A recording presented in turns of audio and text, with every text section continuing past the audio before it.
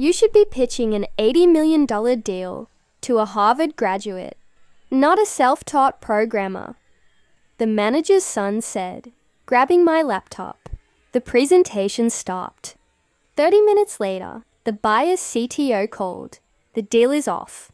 They're going to beg me with flowers. Sorry. And a piece of paper for your signature. Don't open the door. It was supposed to be the biggest moment of my career. The 80 million partnership that could change everything for NovaNet, the tech startup I'd built from my one-bedroom apartment, fueled by caffeine, stubbornness, and pure belief. After 5 years of sleepless nights and self-taught code, I was finally here, ready to pitch to Strat-Edge Systems, the kind of global tech empire that could turn a dream into a dynasty. And yet, 30 minutes before the final presentation, I was standing in a glass conference room on the 34th floor of our office building, staring at my laptop screen, while Lucas Hale, the manager's arrogant son, hovered behind me like a shadow that thought it was sunlight.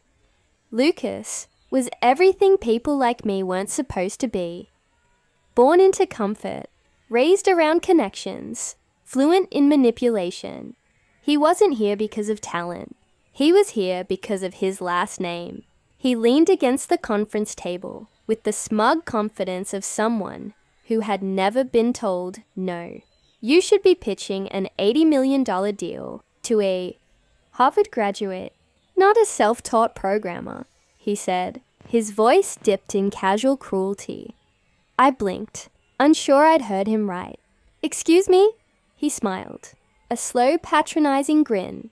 Relax, Myra. You've done great work. But you and I both know the buyer's CTO went to Harvard. These people don't take basement coders seriously. Let me handle the pitch. You'll thank me later when this goes through.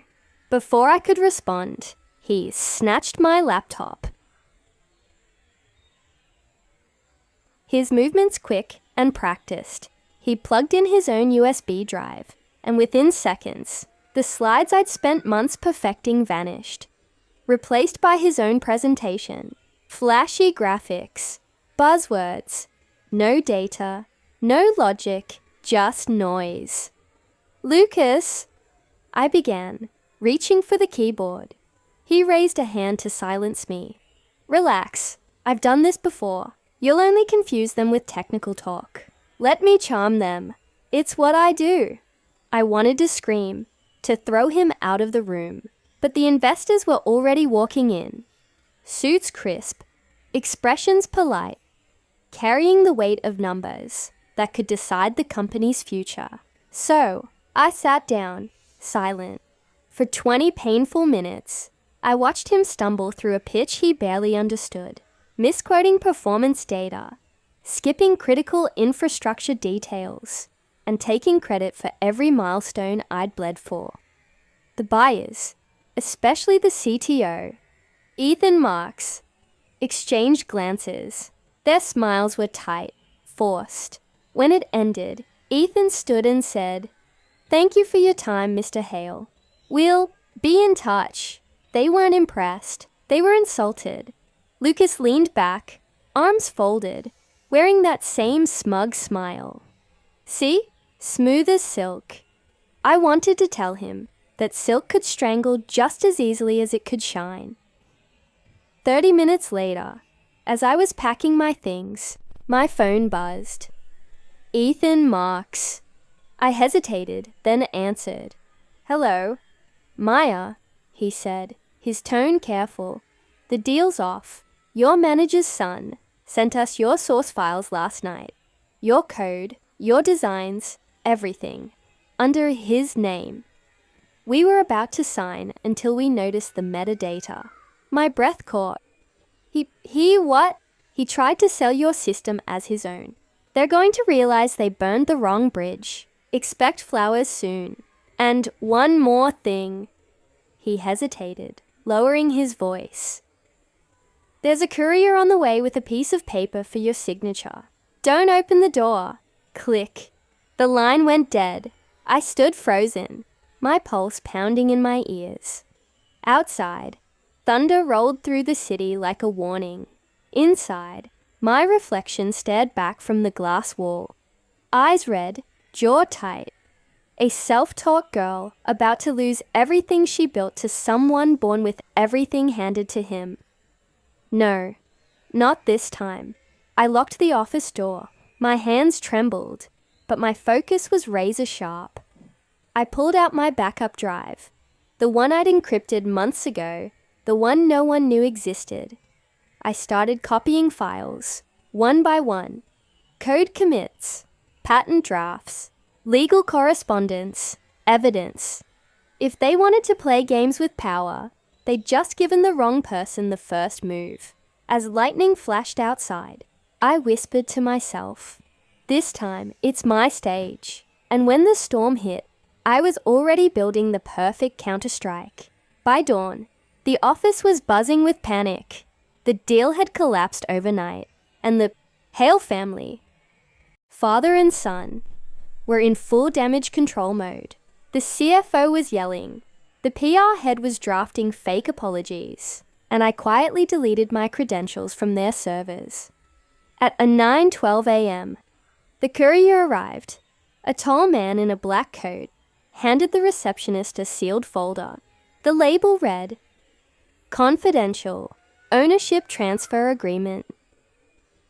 Lucas burst into my workspace minutes later, waving the folder. You're going to sign this, he said. It's a non-disclosure and rights reassignment. You messed things up, so we're cleaning house. I glanced at the papers, then at him. And what if I don't? He smirked. You'll never work in this industry again. For a moment, silence hung between us, heavy and sharp. Then I smiled. Funny, I was going to say the same to you. His grin faltered. What? I tapped my phone. A live stream started playing on the wall screen. A video call out with the buyer's CTO, Ethan, and 2 legal advisors. Myra, Ethan said, we're on record now. Ready when you are. I looked at Lucas. You might want to sit. The documents I'd sent overnight weren't just code archives. They were proof, time-stamped commits, internal chat logs, and transfer emails showing Lucas's attempt to rebrand my software as his. And the kicker, the intellectual property clause tied to that $80 million deal had one requirement, that the creator's authentication key matched the patent signature. Mine did, his didn't. Ethan turned to the camera. Lucas Hale, your company violated multiple IP protection laws. As of this moment, the deal will proceed directly with Ms. Myra Voss as sole creator and controlling shareholder. Lucas's face went pale. You can't. I stood up, sliding my ID badge across the desk. You're right. It can't, but the law can. Behind him, his father appeared in the doorway. Silent, furious. What did you do, Lucas? The younger Hale stammered. She tricked. But his father wasn't listening. He turned to me. Myra, we can fix this. Just sign the reassignment form. We'll make you a partner. I tilted my head. I'm already one, just not in your company. I picked up the pen on his desk, the one meant to steal my name, and wrote something else instead. A termination of contract, effective immediately. Then I walked out. 2 weeks later, the headlines hit every tech blog. Whistleblower developer exposes fraud, launches rival firm with $80 million of backing. Ethan joined as an advisor. The same investors who laughed at me lined up to buy in. Meanwhile, the Hale Group faced federal investigation for intellectual property theft. An attempted corporate fraud. Lucas disappeared from the industry overnight. On launch day, I stood in my new office, small, quiet, perfect. A bouquet of white lilies sat on my desk, no card attached. I smiled, whispering to myself, looks like they did send flowers after all. Then I opened my laptop, typed the first line of new code, and whispered what I should have said that day in the boardroom. You don't need Harvard when you have hunger. Moral: never underestimate the self-taught. Some people learn from books, others learn from betrayal, and write better endings because of it.